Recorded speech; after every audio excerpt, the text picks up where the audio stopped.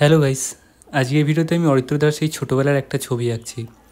ছবিটা আমি আঁকছি হচ্ছে চিত্রপট পেপারের ওপর, পেপারের জিএসএম 270।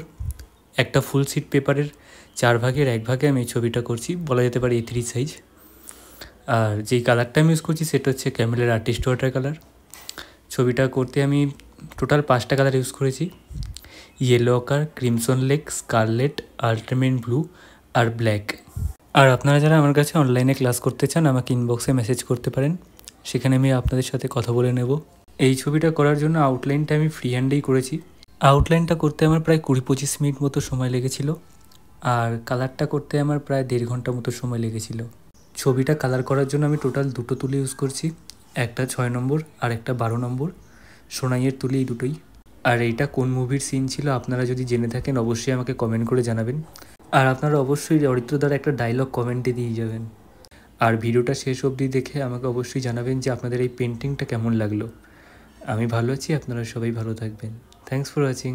কেসটা তো আমার বস, আমার গুরু, আমাকে বকবে, চালাবে, যা ইচ্ছা করবে। তুই কে রে? এরে আমার গা সবসময় হাত তোলা, মাগড়ায় চা খেতে এসছে সালা হনুমান মুখ। দাঁড়া, তোমার চায়ে একটু ছাঁচ মিশিয়ে